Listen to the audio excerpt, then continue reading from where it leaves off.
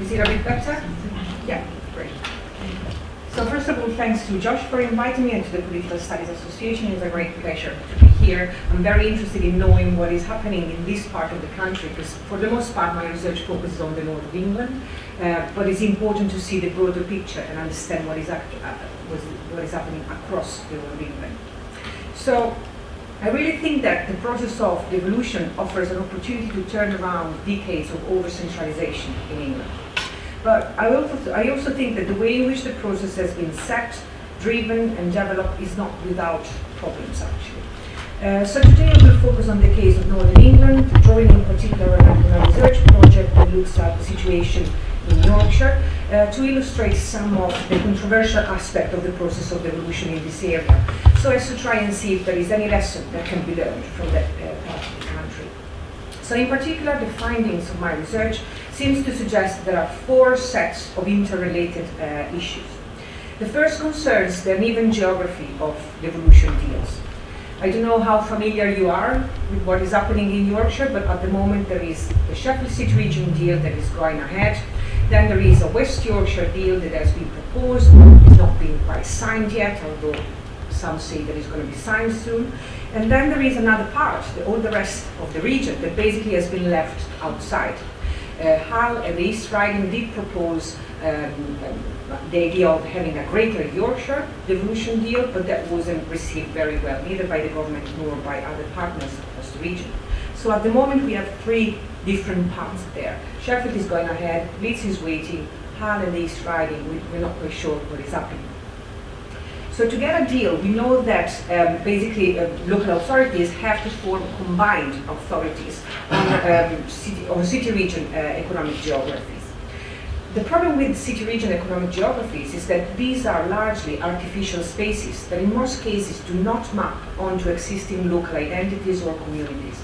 Take the example of Sheffield. The Sheffield city region includes bits of Derbyshire, for example.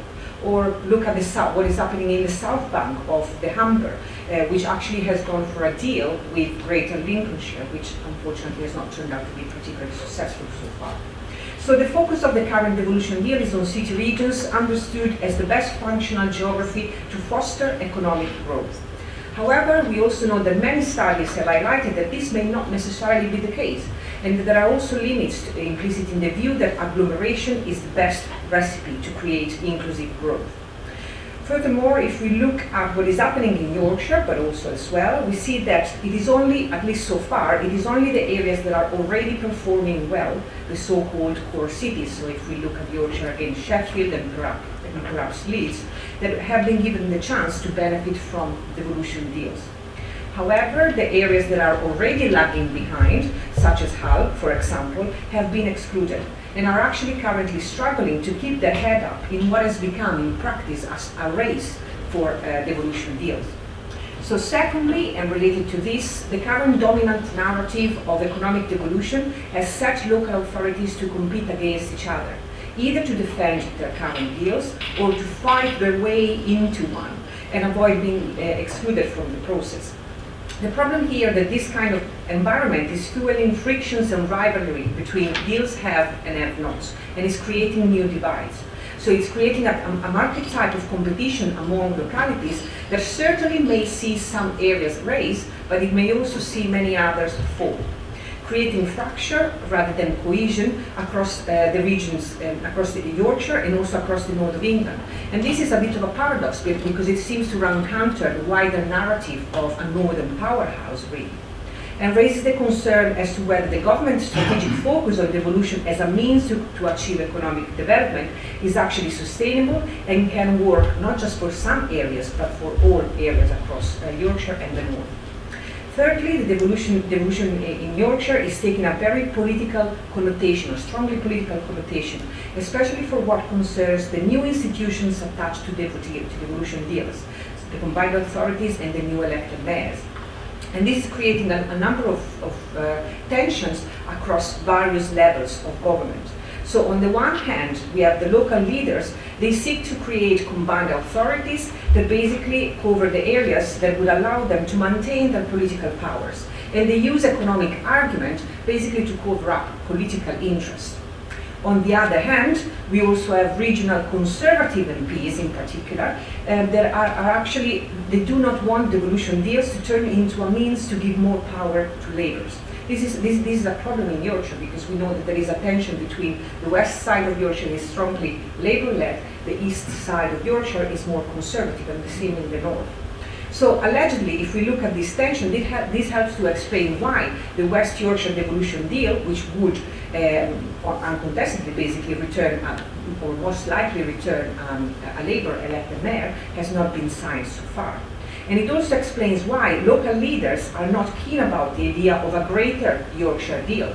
If West Yorkshire was to open up also to the East Ridings, for example, and North Yorkshire, there is a chance that that will return a Conservative mayor, and that would be a problem because it would change the political structures in that part of the region.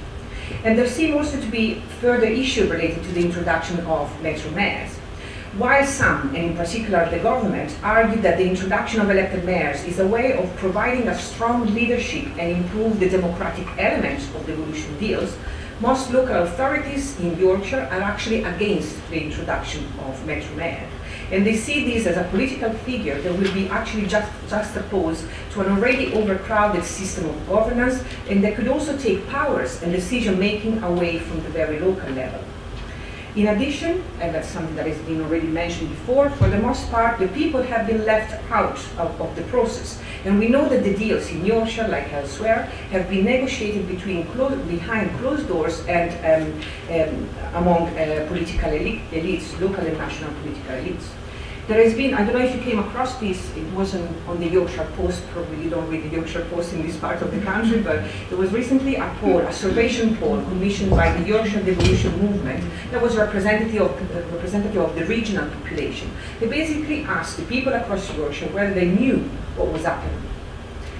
Over 85% of the respondents had no idea whatsoever about devolution deals, and they didn't even know that there is going to be an election in Sheffield next year. So we also have to keep in mind that a vast majority of localities in Yorkshire, but also elsewhere again, in this part of so people voted against elected city, not city region, but city mayors in 2012. Now this time around they were not asked, and the government took the decision for them. In a climate where turnouts at local elections are already very low, this could lead to the election of a Sheffield Metro Mayor with a very, very weak mandate. And this could be a big problem because it could compromise their accountability, their political leverage, and also their ability to act as an effective figurehead for the combined authorities. So the data that I collected actually suggests that in Yorkshire at the moment there seems to be an assumption that local democracy and public engagement is something that can be mastered, if you will, by politicians as and when they want. And that people will simply turn up and vote for a mayor next May. Now, if we look at what happened with the recent referendum on the membership of the European Union, in Yorkshire we saw a very strong pro-Brexit vote and a very strong sense of anger, if you like, towards traditional politics at large. So this is a very kind of important warning sign. It really sends an important warning sign about the fact that people will not necessarily just turn up and vote for a new institution, especially if they don't know what it is all about. So the very final point that I want to make concerns the strong lead and role of central government in the deal-making process.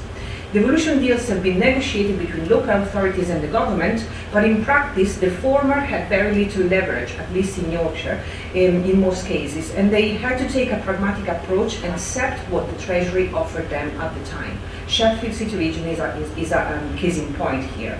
I'm not saying the local authorities were wrong, and I'm not saying that they were to blame. They did take the pragmatic approach because they thought that that was in the best interest of their communities. They are absolutely not to blame. But I'm thinking of what is going to happen in the future. So having a government with a very strong hold on the process of devolution could be problematic. If we think of budgets and finances, for instance, we see that what is on offer at the limits is a budget that is quite limited, and it will also have to be allocated across combined authorities. And we also have to keep in mind that the budgets are actually very tightly linked to and dependent on central government controls and standards.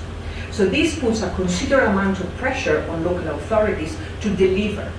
because there is a wide range of responsibility that have been passed down to them, but control over the budget that is needed to deliver them is actually still in the hands of central government.